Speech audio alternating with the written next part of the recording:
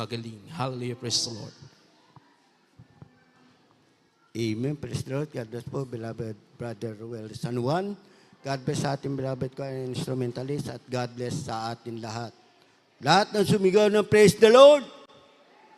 Amen. Praise God. Puri natin pinamamahala ng Diyos, mga minamahal.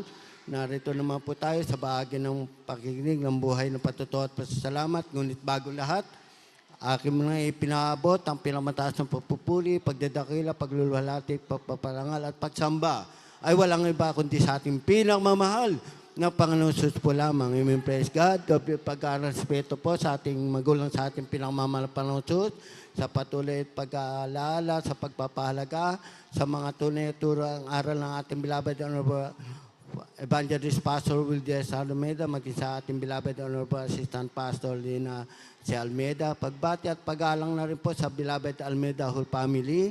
Amen. Praise God. Sa ating beloved audience preacher, beloved preacher, beloved elder, beloved brethren, beloved worker, beloved brethren and visitors, at sa nakantabi po sa Label Plus viewer, mapagpalang Friday overnight prayer sa atin lahat. Palakpakan po natin ating pinakamalapanood. Tunay po mga minamahal, narito po tayo, mga tunay na may pinagpala sa mga pinagpala. May presya tunay na patuloy na nanatili na hindi pinababayaan ang ating pagkakatipon. Narito po tayo mga minamahal, patuloy sa ating pananambahan, sa ating pagpupuyat, sa magdamagang pagpupuyat.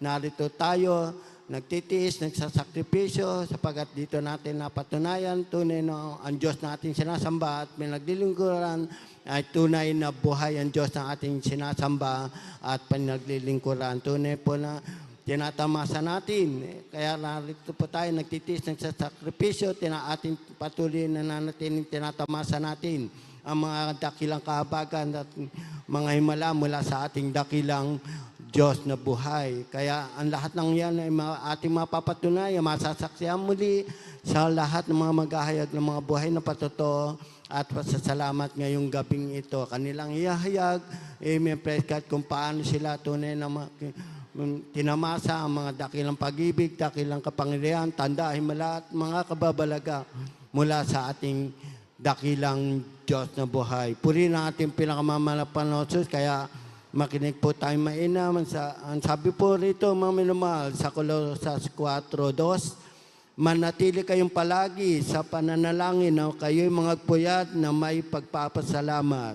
Ang sabi naman po rito sa Colosas 3:17, at anumang inyong ginagawa sa salita o sa gawa, gawin ninyo lahat sa pangalan ng Panginoon Jesus